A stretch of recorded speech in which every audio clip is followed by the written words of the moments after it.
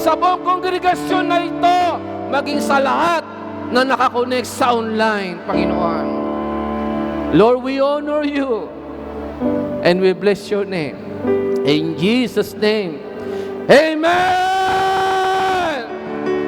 Glory to God!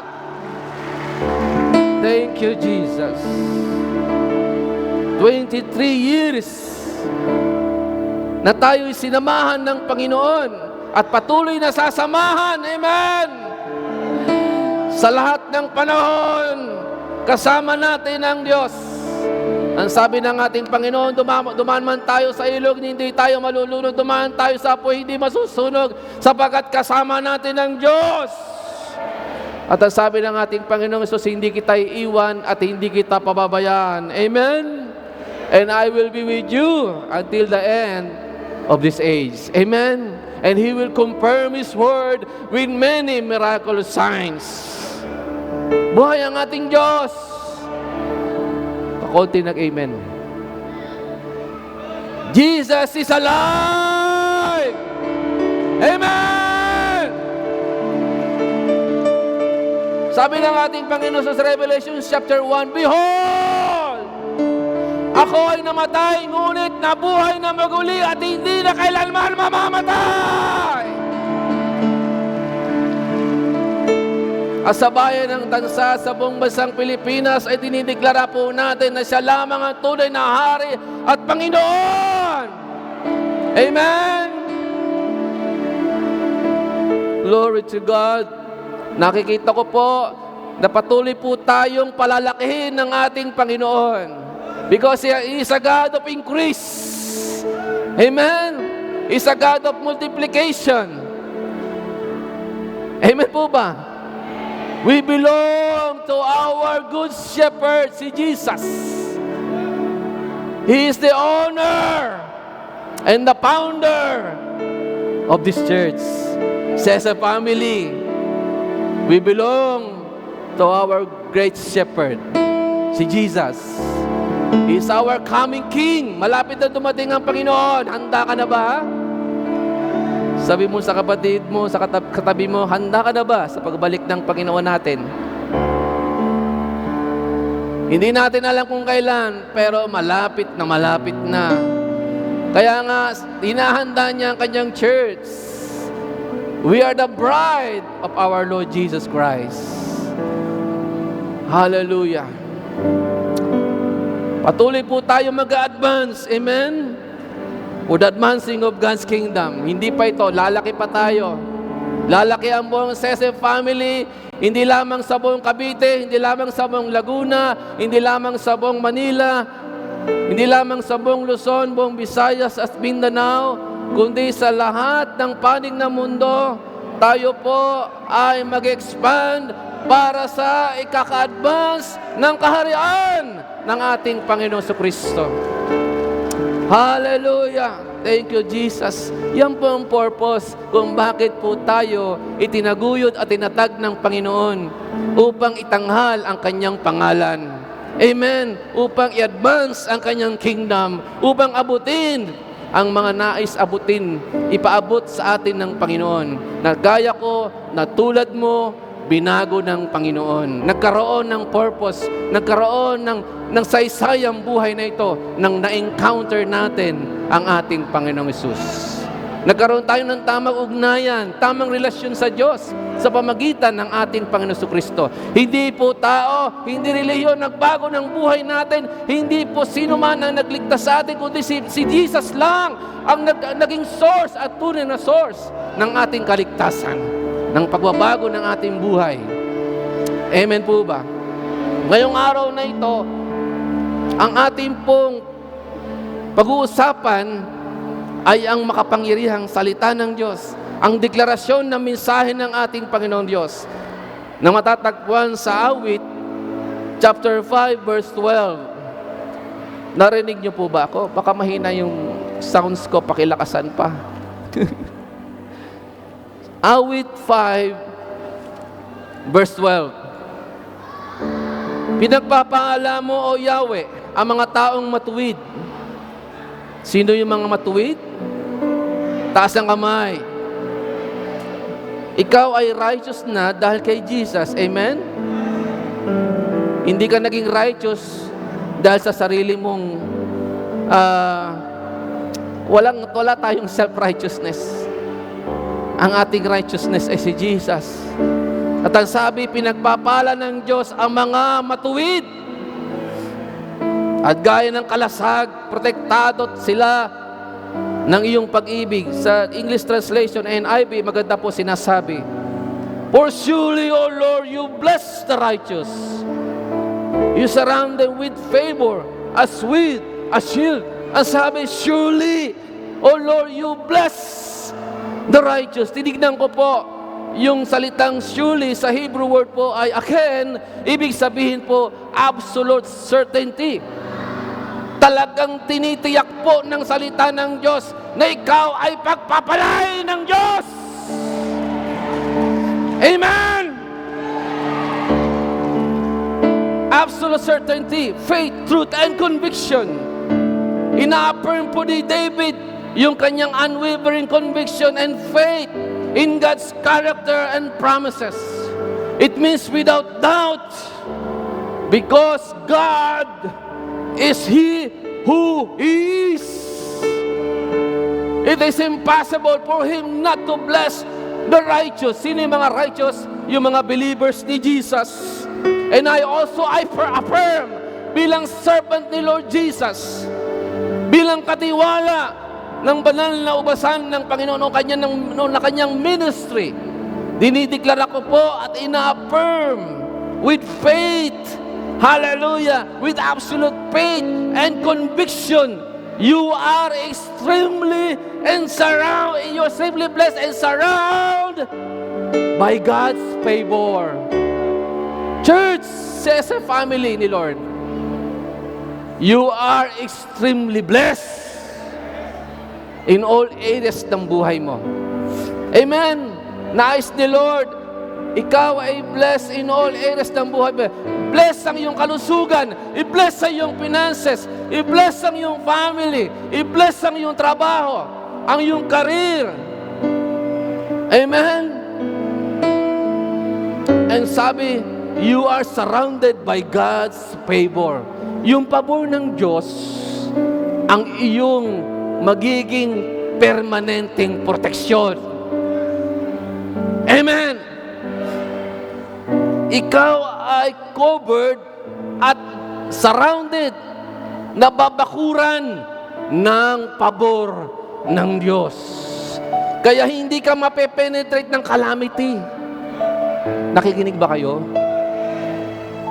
Hindi ka mapepenetrate ng anumang kahirapan, ng anumang atake ng puwersa ng kadiliman, sapagkat ikaw ay nababalutan at nababakuran ng biyaya ng Diyos. Amen po ba?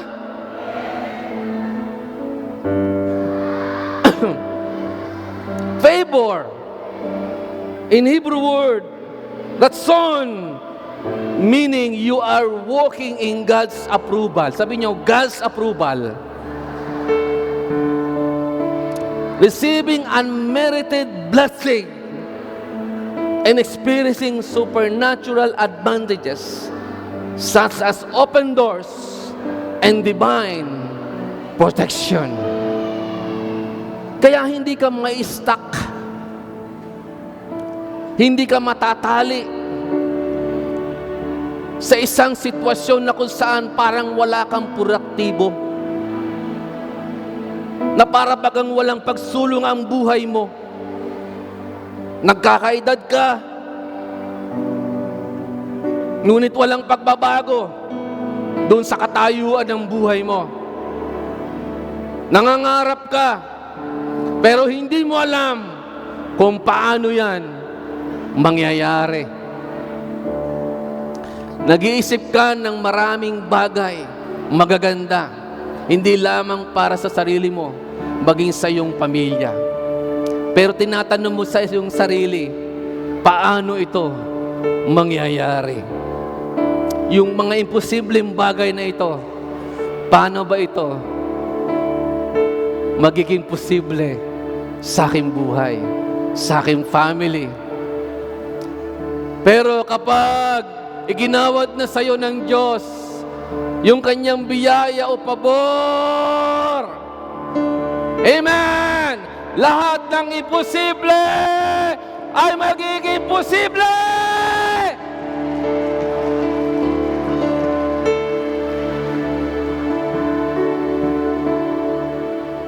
Pag nararanasan mo yung pabor ng Diyos, yung mga pintuan na hindi mo kayang buksan, ang Diyos ang magbubukas para sa iyo. Mga bagong oportunidad, ang Diyos ang magbubukas para sa iyo. Sapagkat tiniyak na ng salita ng Diyos na ikaw ay pinagpala, sapagkat ikaw ay mananampalataya ni Kristo Jesus. Ikaw ay anak ng Diyos. Ikaw ay may tamang ugnayan sa Diyos sa pamagitan ng kanyang salita. Hindi ka basta ordinaryong tao lang, kapatid. Ikaw ay anak ng Diyos. Ang sabi ng salita ng Diyos sa Romans chapter 8, kasamang tagapagmana, co-heirs with Jesus. Kung ano ang nasa Panginoon, kung ano ang Diyos sa kanyang kalalagayan, na siya'y Diyos na may-ari ng lahat ng bagay, ang Diyos na siyang mayaman sa lahat, ang Diyos na siyang tunay nating source, yun po ay dadaloy. Yung kanyang biyaya ay bubuhos at dadaloy sa lahat ng areas ng buhay mo. Amen. Favor for your healing, for your financial increase. Sino gusto dito ng kagalingan sa Panginoon? Sino dito ng gusto ng bagong kalusugan mula sa Panginoon? Sino gusto dito gusto ng financial increase? Sino ang gusto dito na yumaman para sa kapurihan ng Diyos? Sino dito ang gustong maging daluyan ng pagpapala ng ating Panginoon? Na hindi na ikaw ang susunod, hindi na ikaw ang hahanap sa blessing, ang blessing na ang susunod sa iyo at mag-overtake sa iyo. Sapagkat yung biyaya o pabor ng Diyos ay ginawad na sa iyo. Ang ating tema ay chosen for favor, position for purpose. Yan po ang deklarasyon ng kanyang buhay at makapangyarihang salita sa kanyang buong kongregasyon na narito.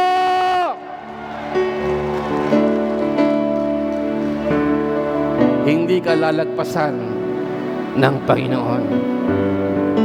Amen. Walang lalagpasan ni Lord dito. Lahat ay pagpapalain ng Panginoon. Hindi ka aalis sa lugar na ito na hindi ka napagpala ng Word of God, ng presence ni Lord. At ang deklarasyon na ito ng salita ng Diyos para sa iyo, hallelujah, ay meron ng matinding impact sa buhay mo ngayong araw na ito. And you will never be the same again. Mababago na ang iyong sitwasyon at ang katayuan mo sa buhay. Amen. Hindi ka tatanda na kulubot ang balat mo, na ikaw ay laging malungkot, na ikaw ay laging balisa. Pupunuin ka ng buhay ng Diyos. Amen! Kapag nararanasan mo yung biyaya o pabor ng Diyos, punong-puno ka ng buhay ng salita ng Diyos. Punong-puno ka ng enerhiya ng presensya ng Panginoon. Amen po ba?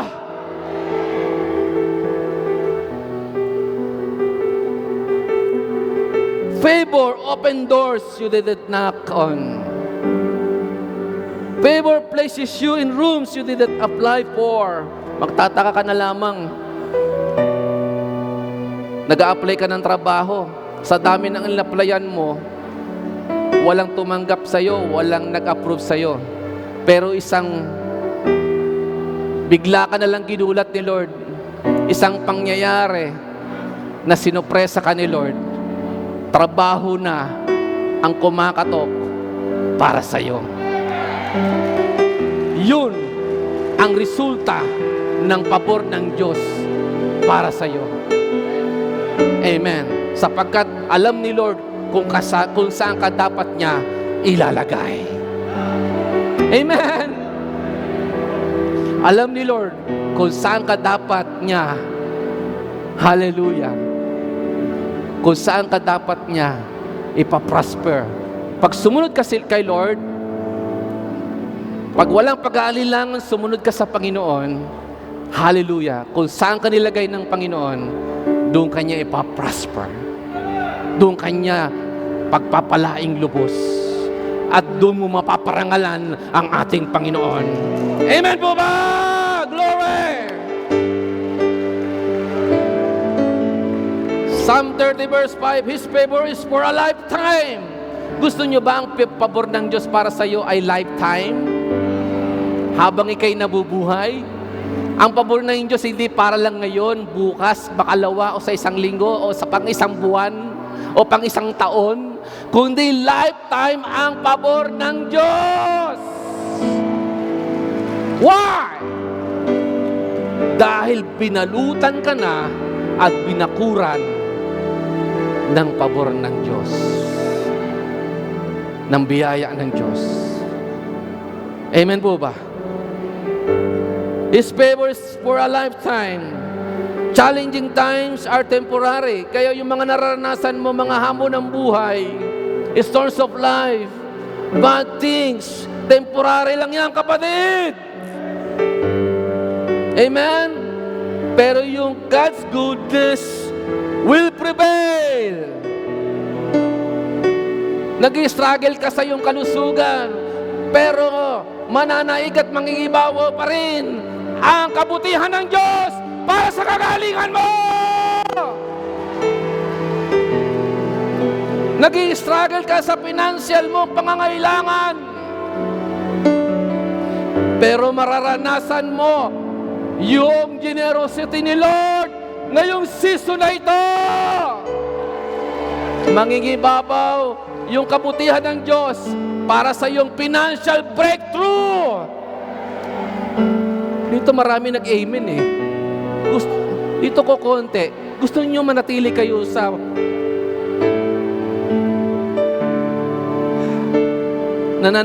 gusto niyo bang matuloy kayong mag-struggle financially? Gusto ni Lord, ikaw ay makaranas ng breakthrough. Financial breakthrough. Hindi na ikaw ang mangungutang.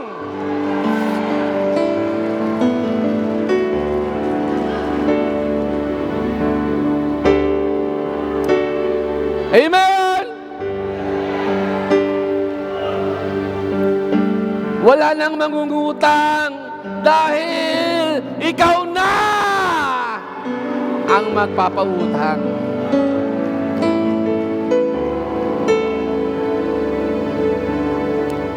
Magtataka yung mga pinagkautangan mo, bakit hindi ka na pumupunta sa kanila upang mangutang?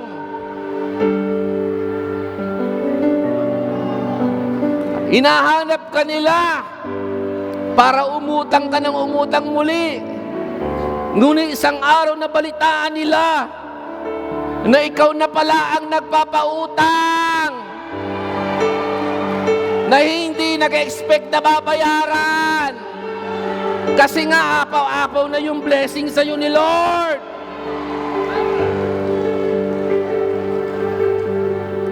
Yung tumulong sa iyo, hallelujah, ang siya nang lalapit sa iyo at siya nang tutulungan mo.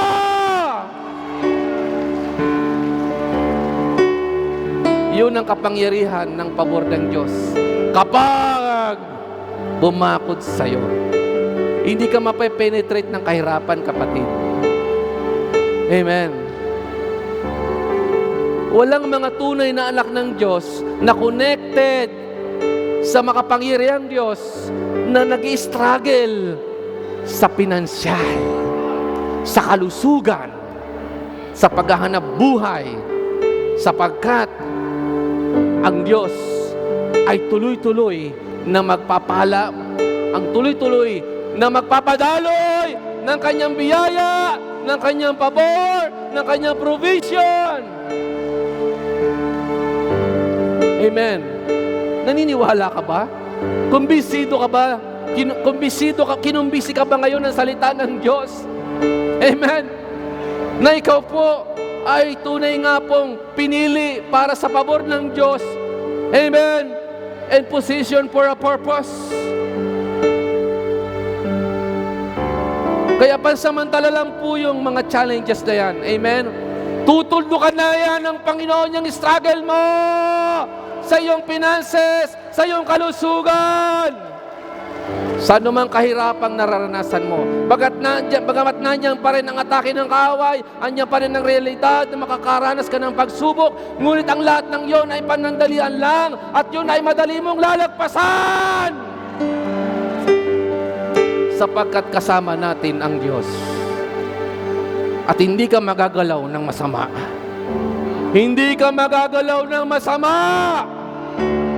Sapagkat ikaw ay protektado ng biyaya at pabor ng Diyos.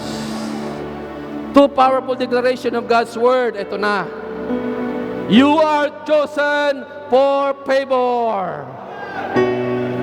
According to 1 Peter 2 verse 9, you are a chosen generation, a royal priesthood, a holy nation, His own special people. Nakikinig ba kayo? His own special people. Ano ang purpose? That you may proclaim the praises of Him. Upang iyong iproklama ang papuri ng Diyos, ang kapurihan ng Diyos. Amen! Ang kadakilaan ng ating Diyos. Sabihin nyo, I am chosen for favor. Ilakas po natin, I am chosen for favor. Isaiah 66 verse 2 says, these are the ones. Sino yung the ones? CSF. This is, ang sabi? Hallelujah. These are the ones, CSF, family, believers of the Lord Jesus, I look on with favor. Sino nagsasalita dito? Ang Diyos. Inaangkin mo ba ang deklarasyon ng Word of God? Yan ay para sa iyo. Pine-personal ka ng Word of God. Amen. Anong sabi? Hallelujah, I look on you with favor. Those who are humble. Sino dito po yung mga humble, mga mapagpakumbaba? And contrite in spirit. Pag sinabing contrite in spirit, yung mga puso o yung mga espiritu natin na willing magpaayos, magpabago sa Panginoon. Amen. Yung puso natin na willing, Lord God, willing ako na sumunod sa iyo. Nagpapasakop ako sa iyo, Panginoon. Hallelujah. Kaya yung God's approval o yung favor ni Lord, tuloy-tuloy mong mararanasan. Why? Kasi nasusumpungan kanya na nagpapakumbaba ka lagi sa kanyang harapan. Sa paningin ng Diyos, hallelujah, ikaw ay mapagpakumbaba. Iyong sinusuko yung sarili mong pride. Amen. Yung self-righteousness and pride. Lord, lahat ng yan sinusurrender ko sa iyo. Yung old self. Amen. Kapag ganyan ang attitude natin sa harapan ng Diyos, yung approval ni Lord, mararanasan mo. yung kanyang favor, yung kanyang blessing. Amen! Yung tuloy-tuloy na increase, breakthrough in all areas ng buhay mo. And who are tremble at my word. Psalm 84 verse 11. The Lord bestows favor and honor. No good thing does it withhold from those who walk is blameless. No good thing does He withhold. Hindi withhold ni Lord yung mga mabubuting bagay na nakalaan para sa iyo.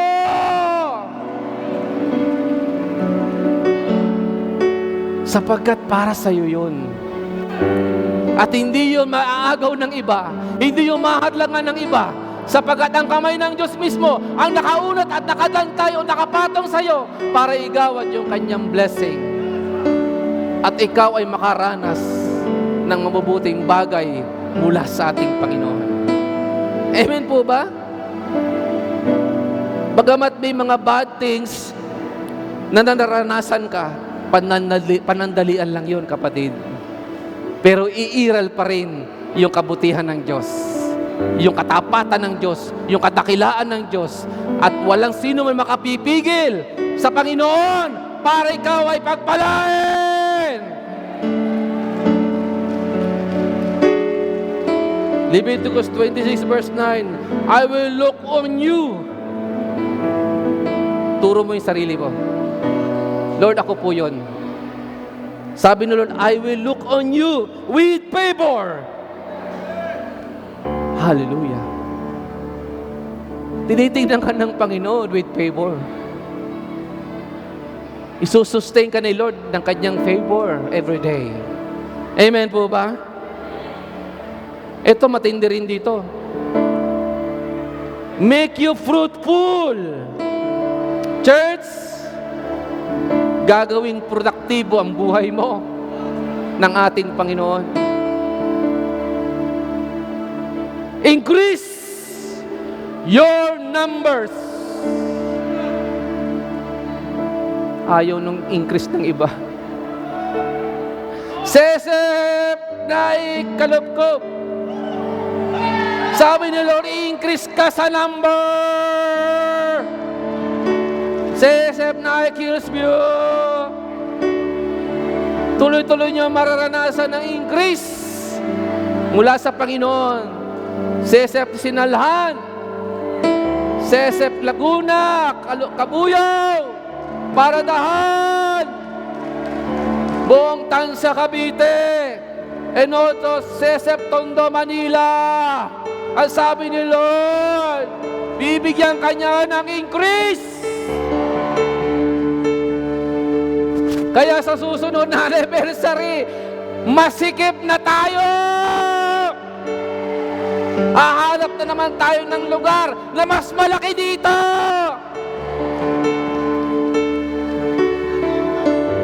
Amen! Kaya yung base mo, mga pastor, yung base nyo, maliit yan.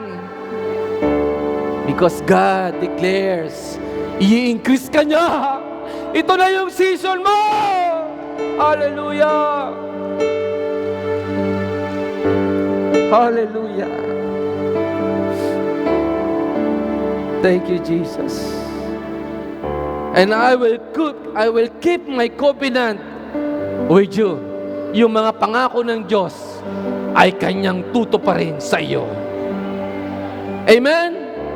Pinangahawakan mo yung pangako ng Diyos na ngayong araw na ito, tuloy-tuloy mo na mararanasan yung kanyang pabor. Gagawin niya yan sapagkat nanampalataya ka na kanya niyang gagawin para sa iyo.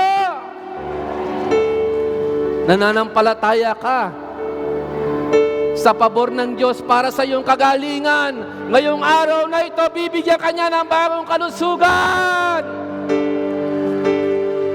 Ngayong oras na ito at araw na ito, nananampalataya ka na ang pabor ng Diyos ay ginawad niya sa iyo para sa iyong financial increase, para sa iyong breakthrough in all areas ng buhay mo.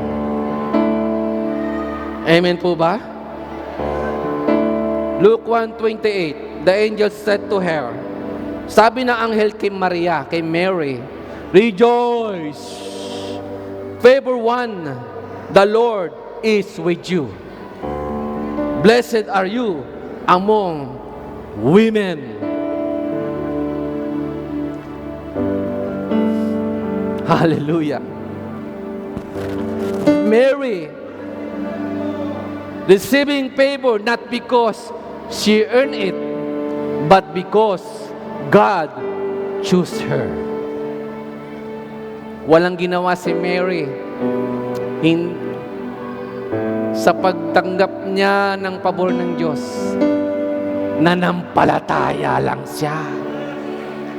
Ang sabi ni Elizabeth sa Luke 1:45, mapalad ka, pinagpala ka sa lahat, sapagkat sumampalataya ka na lahat ng sinabi ng Diyos sa iyo ay mangyayari.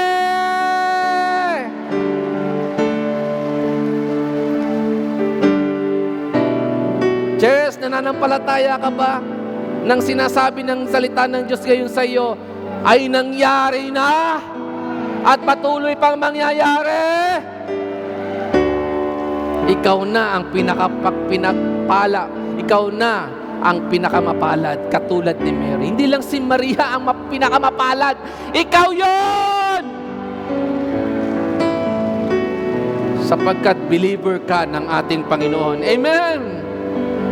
Mary was young, unknown, ordinary, at hindi rin perfect. Katulad natin, ako, ikaw, hindi tayo perfecto. Si Maria ay hindi perfecto. Pero ang nung katotohanan, God's favor is not a reward for perfection, but a result of divine selection. Amen. Sa dami-dami ng mga tao sa mundong ito, ikaw ang pinili ng Diyos. Pinagtiwalaan ng Diyos ng kanyang pabor, ng kanyang biyaya. Why? Dahil sa iyong tamang ugnayan sa Panginoon. Dahil sa iyong pananampalataya sa mga pangako ng Diyos. Amen po ba? Because of your faith, because of your intimacy with our Lord Jesus and with His Word, ikaw ay highly favored and extremely blessed. Amen! Si Gideon was fearful. Judges chapter 6. Sabi niya doon sa anghel, bakit ako?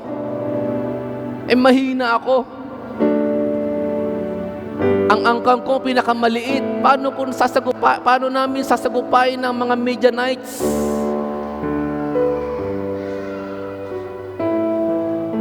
Pero sabi ng Diyos sa kanya, yes, sinasabi mong mahina ka at parang hindi ka karapat-dapat. Pero to sasabihin ko sa iyo, kapag sumunod ka sa akin, sasamahan kita, tutulungan kita.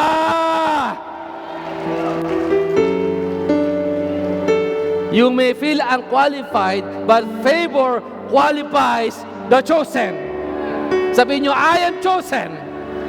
I am chosen. I am chosen. Sabi ni Jesus sa John 15 verse 16, hindi kayo ang pumili sa akin, ako ang pumili sa inyo. Amen.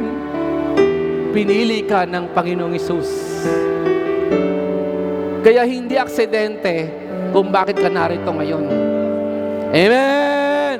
Hindi aksidente, hindi nagkataon lang na nakasama ka sa malaking pagdiriwang na ito, ang anibersaryo ng church, ng ministry ni Lord.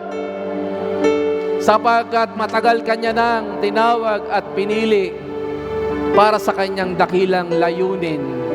Amen? Para sa iyo. Joseph saved a nation. Hindi madali pong pinagdaanan ni Joseph the Dreamer. yung anak ni Jacob. Amen po ba?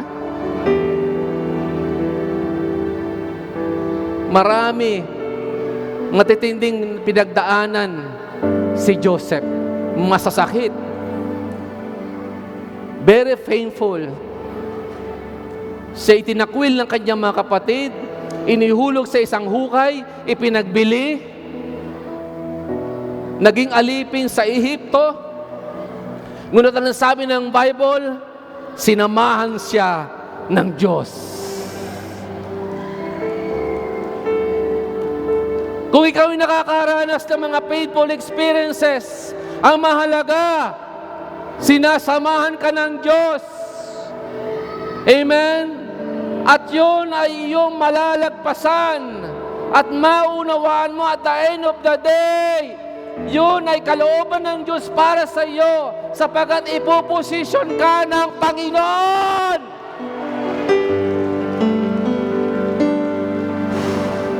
Para sa kanyang dakilang layunin. Favor is not for comfort, but for assignment. Sabihin nyo sa katabi mo, may assignment tayo.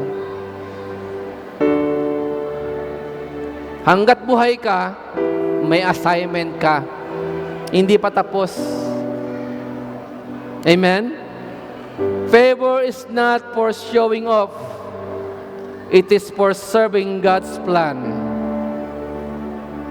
Tayong lahat, personally, marami po tayong karanasan na pwede nating i-share. A life testimony. Ako po, bago ko sumunod sa Panginoon, ang dami ko pong pinagdaan ng hirap. Hindi po ako galing sa perfectong pamilya.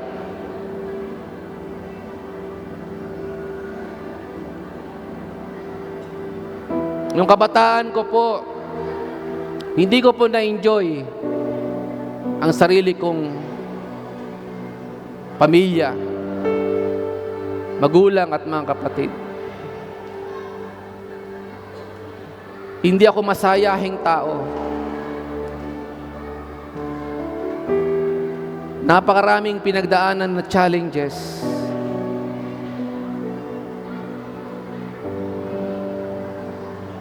Ngunit sa dami-dami ng mga tao, na ako na isang hindi naman perpektong tao din, ay pinili din ng Diyos.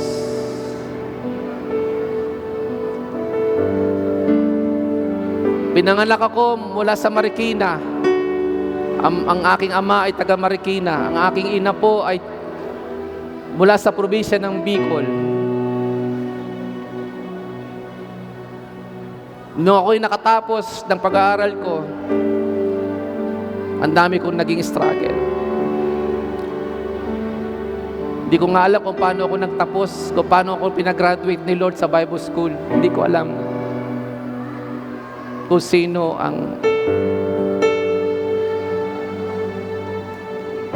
mga panahon na yon. Hindi ko alam kung sino ang aking hihingan ng tulong para ako'y makagraduate.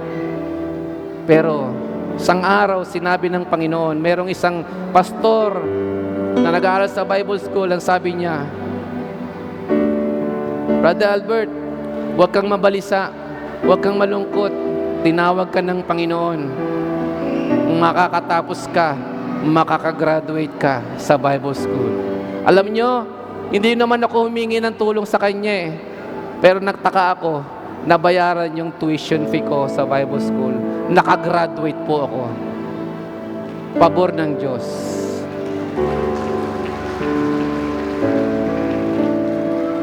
Sa madaling kwento, kung hindi ako sumunod kay Lord, hindi po ako mapupunta ng Cavite.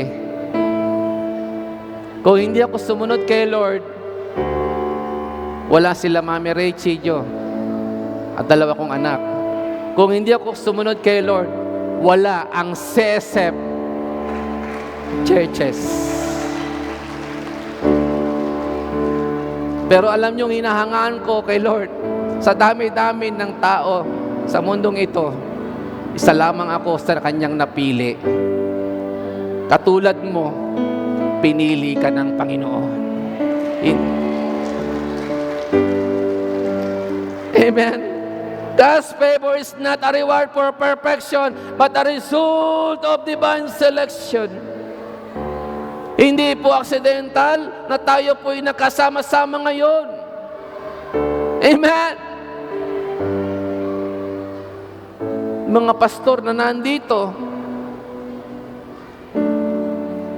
Amen? Hindi naman tayo magkakamag-anak. Amen? Pero dahil sa pabor ng Diyos, pinag-isa tayo bilang isang pamilya ng Panginoon.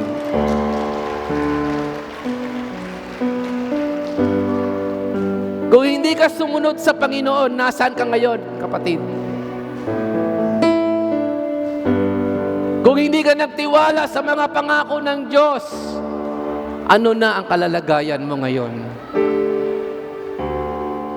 Ngunit tunay nga po ang ating Diyos ay buhay, amen. Hindi kailanman magkukulang at hindi kailanman magpapabaya sa sino man sa atin. Kahit na nagkukulang ka sa Panginoon, ang Diyos ay hindi magkukulang sa iyo. Sabi ng Bible, kahit hindi ka lagi nagiging tapat, ang Diyos ay mananatiling tapat sa iyo. Sa lahat ng panahon, sa anumang sitwasyon, tapat ang Diyos. Amen po ba? Glory to God. Favor is not for comfort, but for assignment. Favor is not for showing off. It is for serving God's plan. Nakikinig ba kayo? Sa iyong journey bilang mananampalataya ng Panginoong Hesus, sa iyong journey bilang lingkod ng Diyos, marahil hindi po madali ang pinagdaanan mo. Marami kang mga naging sacrifices sa iyong pagsunod, sa iyong paglilingkod sa Panginoon, sa iyong pagtitiwala, sa iyong relasyon sa Panginoon. Napakaraming sacrifices. Hello.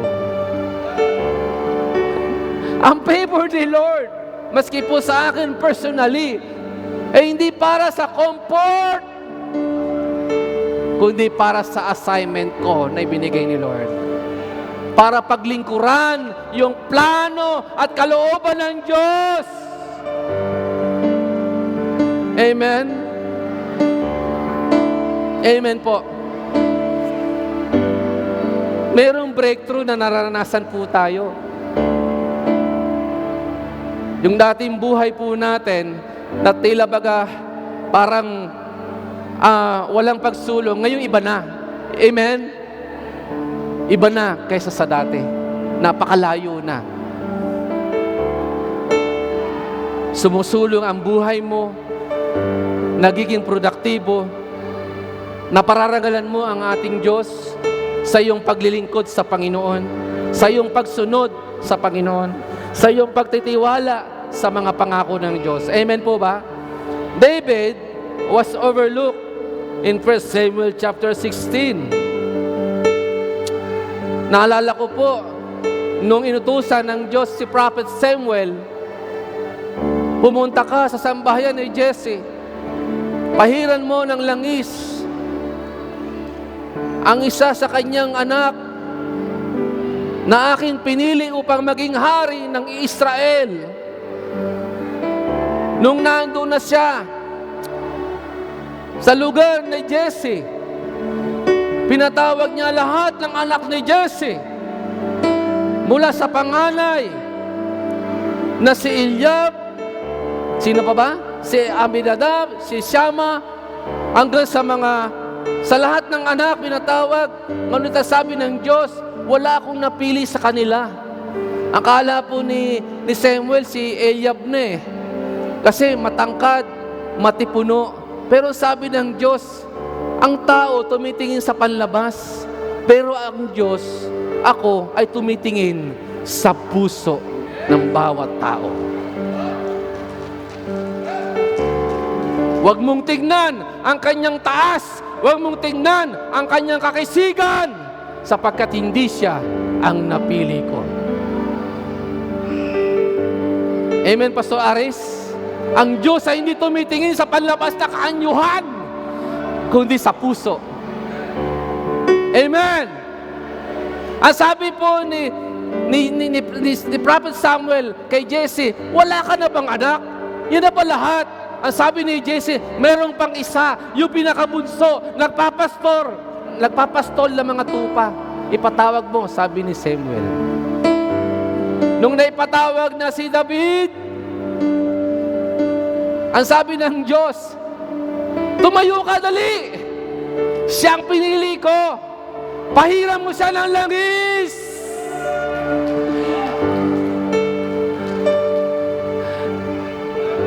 Yung pinakahuli, yung pinakabunso, siya pang pinili ng Diyos. Piling mo, ikaw na yung pinakahuli. Piling mo, parang na-set aside ka. O, ikaw ay na-misplace. Pero hindi mo alam, ikaw pala yung napili ng Diyos. Nakikinig ba kayo? Hindi mo alam, pinili ka ng Diyos.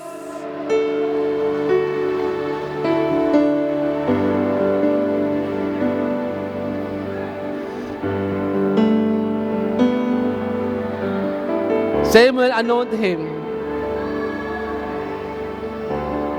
Nung inanoint na ni Samuel si David, ang banal na espiritu ay sumakanya. Yung pabor ng Diyos ay sumakanya. Kapag ang presensya ng Diyos ay sumasayo, nandun din ang pabor ng Diyos. Nakikinig ba kayo? Mananatili yan, kapatid. Yan ay permanente na. Yung biyaya na yan o pabor ng Diyos para sa iyo, sapagkat sumunod ka sa Panginoon. Amen? Sabihin nyo, I am anointed. I am chosen for favor. Amen? Ulitin po natin. I am anointed. I am chosen for favor. Secondly, powerful declaration ng Word of God sa iyo. Secondly, you are positioned for purpose. Sabihin nyo, I am positioned for purpose. Esther 4 verse 14, for such a time as this. Naalala ko po si Esther. Hallelujah. Yung panahon na na-reject bilang queen, si Queen Basti, nagpahanap ng magiging bagong reyna o queen, si King Artaxerxes. Marami po ang nakilahok na mga kababaihan upang dumaan sa proseso. Pagpapagandahin sa loob ng 1 taon, ibababad sa langis, sa pabango. Bago iharap sa hari, kailangan ikaw ay presentable, mabango, maganda, makinis ang balat. Alam niyo ba, isa si Esther na sumali doon sa proseso na yon upang sakali, nagbabakasakali siya, baka mapili siya ng hari. Pero hindi niya alam, sa dami-dami ng mga kababaihan na idinaan sa proseso upang maging queen, maging reyna ng Persian king, siya ang napili ng hari. Siya ay Hudyo. Nakikinig ba kayo? Siya ay ipinosisyon ng Diyos bilang reyna ng Persian king na si King Artaxerxes.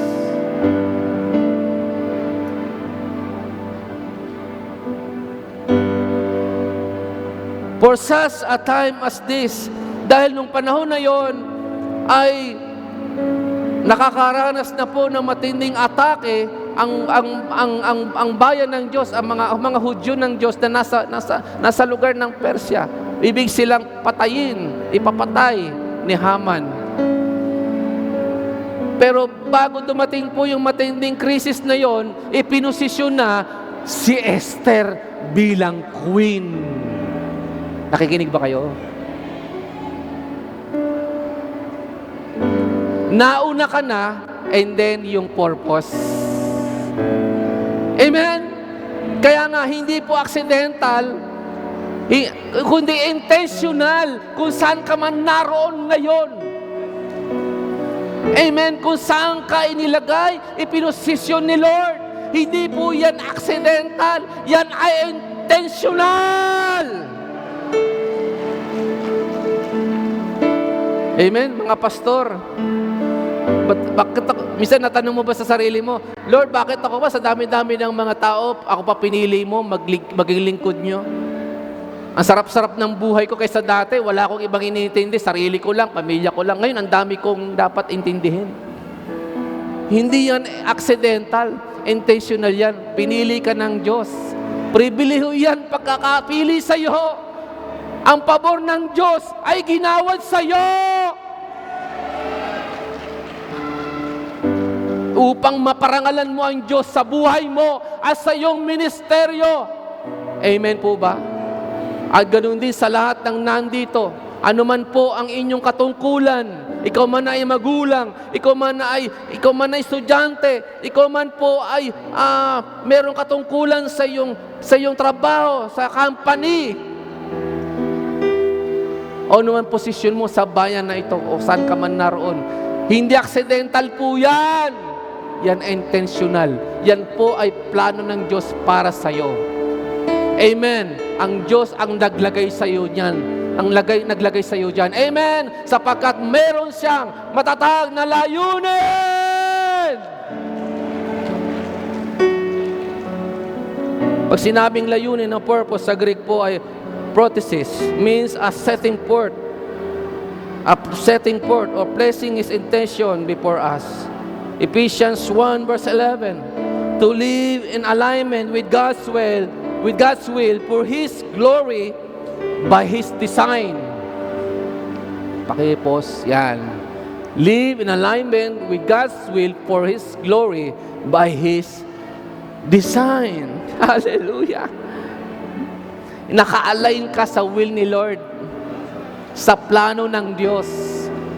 Minsan hindi mo maunawan sa una, pero bandang huli, saka mo maiintindihan, ay naka-align pala ito sa plano ng Diyos.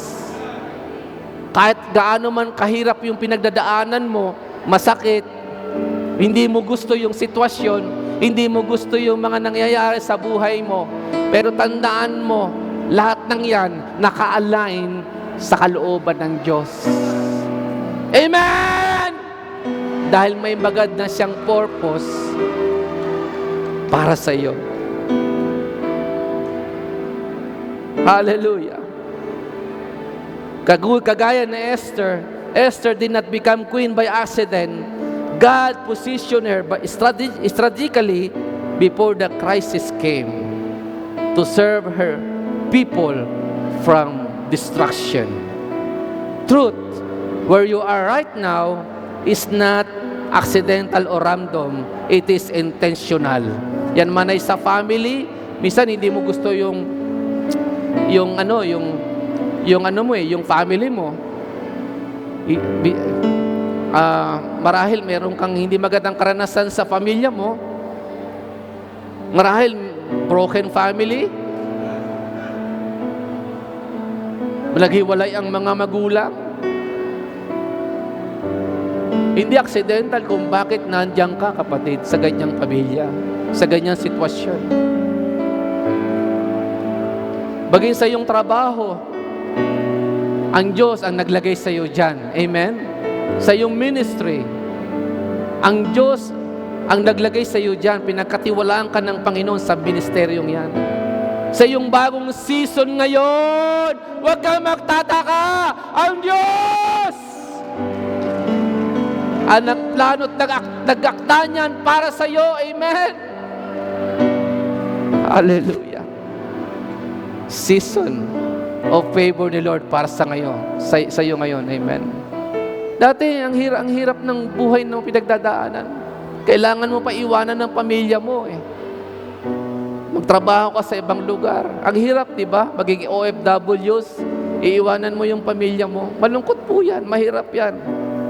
But at the end of the day, kapag ikaw po ay nagpa-align sa will ni Lord, tutulungan ka ng Panginoon upang yung purpose mangyari. Yung assignment mo, matupad mo sa tulong ni Lord. Amen? If you sustain ni Lord ng kanyang biyaya, yung assignment na ibinigay niya sa iyo upang matupad mo. Yung assignment na yon na ibinigay niya sa iyo. Lahat po tayo ay merong kanya-kanyang assignment na ibinigay ng Panginoon. Amen po ba? To walk in purpose, una, stay humble. Sabi niyo, stay humble. Manatili kang magpakumbaba. Favor flows through humility. Kung gusto mong tuloy-tuloy na maranasan mo yung pabor ni Lord o biyaya ng Panginoon, manatili kang magpakumbaba sa presensya, sa harapan ng Diyos. Amen po ba? Yes, andyan na, nakakaranas ka na ng favor ni Lord. Bine-bless ka, pinopromote ka. Nakakaranas ka ng breakthrough. Nararanasan mo po yung increase ni Lord. Pero hindi ka dapat maging mayabang sa sarili mo. Ang ipagyayabang mo dito, yung kabutihan ng Diyos, nararanasan mo. Amen po ba? Ang ipagyayabang mo ay yung kadakilaan ng Diyos, nararanasan mo sa buhay mo.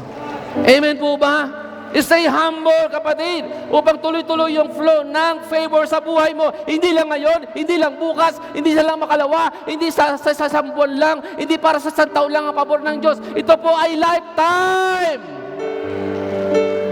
Kung ikaw ay mananatili sa kalalagayan na ikaw ay nagpapakumbaba lagi sa harapan ng Panginoon. Amen? Stay obedient. Purpose unfold step by step. Sumunod ka lang sa Panginoon kasi may process po eh. Dadaan ka sa process. Huwag kang magreklamo. Talagang ganon, dadaan ka sa process. Lahat po tayo dumaan, pinadadaan nilo sa process. Amen? Parang pananampalataya lang yan. Sabi ng unang Pedro, sabi, ang pananampalataya mo ay higit pa sa ginto at pilak, pinadadaan sa apoy upang malaman kung talagang tunay. Amen? Padadaanin ka sa process upang matupad mo ang iyong purpose na binigay sa iyo ng Diyos. Gusto ni Lord makita niya na genuine yung iyong pagsunod, yung iyong pananampalataya, genuine, amen, yung love mo sa Kanya. Stay faithful. God promotes steward, not stars. Dito kayo makinig kayo po dito. Pinopromote ni Lord yung mga mapagkakatiwalaan. Yung mga stewards, kinikilala nila na kung ano yung nasa kanila, ang may-ari niyan at pinagmulan niyan ay ang Diyos. Amen? Yung kalusugan mo, yung buhay mo, yung family mo, yung trabaho mo, galing sa Diyos. Kinikilala mo, anumang meron ka, ay ang galing sa Panginoon. Amen? Maging ikaw man ay lingkod ng Diyos, katiwala ng kanyang ministry. Ang church, ang ministry, ay hindi mo pag-aari. Yan ay kay Lord. Amen? Tayo ay katiwala lang ng Panginoon. Pinopromote ni Lord yung kumikilala na siya lamang. Lord, ikaw lamang ang aking source. Ikaw lamang, Lord, ang aking kailangan sa buhay na ito. Panginoon, ikaw lang ang tunay kong kayamanan sa buhay na ito. Tuloy-tuloy mo maranasan ang favor ni God. Ang biyaya ng Diyos. Tuloy-tuloy kanyang itataas. Amen? In James chapter 4, sinabi doon, ang mga nagpapakumbaba ay tinataas ng Diyos. Ngunit ang mga palalo o mga mapagmataas ay ibinababa ng Panginoon. Makikita mo, dati nandun ka sa sitwasyon na nasa mababa kang katatayuan, ngayon tinataas ka na ni Lord. Tinitingala ka na ngayon na mga taong dati sa iyo ay kumukutya. Hello, nakikinig ba kayo? Na mga taong dati nagmamataas sa iyo, sila na ngayon ang tumitingala sa iyo sapagkat tinaas ka na ng Panginoon. At habang ikaw ay tinataas ni Lord, patuloy kang nagpapakumbaba at pinaparangalan mo ang Diyos sa buhay mo. Kaya yung mga kumukutya sa iyo, yung mga taong lumalapit sa iyo, lumalait sa iyo, patatahimikin ni Lord yan. Amen.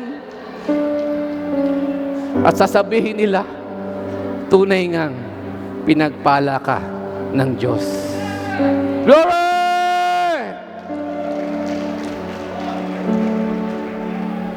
Stay faithful. God promotes steward, not stars. Yung mga stars, gusto nila ng gusto nila ng pinapansin sila, pinupuri sila. Hindi yun ang pinopromote ni Lord. Amen? Yung mga tao na gusto ng papuri ng tao, ang pinopromote ni Lord, ay yung mga walang ibang hinahanap, ang parangalan ang Diyos sa kanilang buhay. Amen po ba? Glory! Conclusion, you are not overlooked, you are not late, you are not misplaced, you are chosen for favor, you are positioned for purpose. Palapakan natin ng Panginoon. Lahat po ay tumayo at ating pong sama-samang sambitin ang deklarasyon ng salita ng Diyos. Sabay-sabay po tayo. I am chosen by God's grace, positioned by His hand, and committed to His purpose for such a time as this. Palapakan natin muli ang ating Panginoon. Glory to God! Hallelujah! Tayo po yung mag-worship. Hallelujah! Now, church, be ready. Sapagkat hindi pa tapos ang deklarasyon ng Diyos sa atin. Amen! Hallelujah! Thank you, Jesus.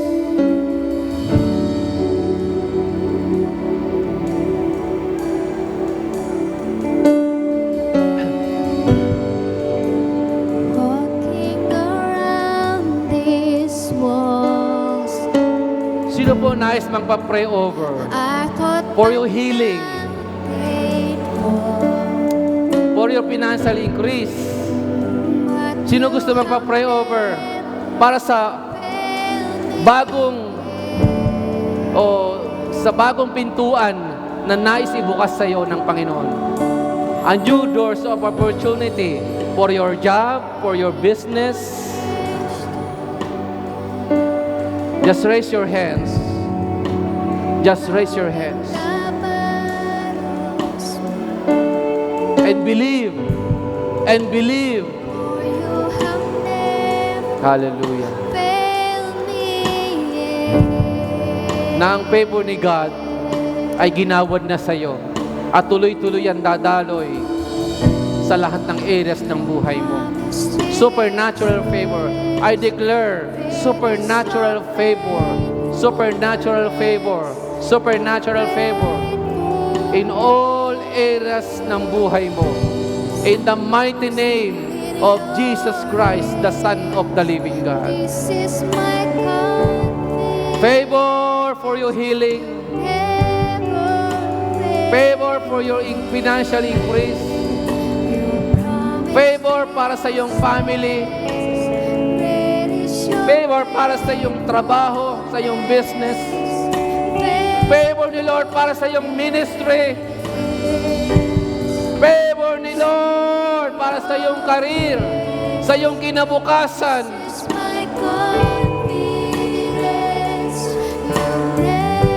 Lahat ng nagtaas ng kamay ay lumapit sa unahan at ipapanalangin ng ating mga pastor. Sino'y nakakaranas dito ng matinding depression? Just come over. Sino dito ang nag-expect ng miracle ni Lord na ngayong araw na ito, gagaling ka sa iyong karamdaman? Hindi ka lalabas sa lugar na ito na ganyan pa rin ang kalagayan mo. Babaguhin ni Lord ang sitwasyon mo ngayong araw na ito.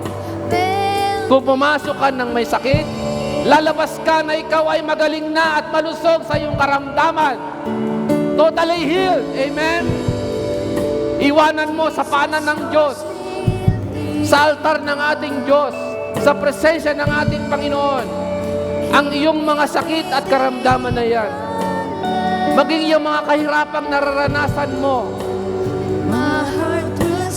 Lahat ng yan, ipagkatiwala mo sa Panginoon. Iwan mo na yan sa paanan ng Diyos. Lahat ng bagahe ng buhay mo, lahat ng kabigatang nararanasan mo, matinding dalahin, bitawan mo na yan sa harapan ng Diyos, sa paanan ng Diyos. I declare, lahat ng mga pastors na nandito, mga leaders ng church, sa inyong pananalangin, dumaloy ang biyaya, ang pabor ng Diyos sa lahat ng inyong ipapanalangin. In the name of Jesus.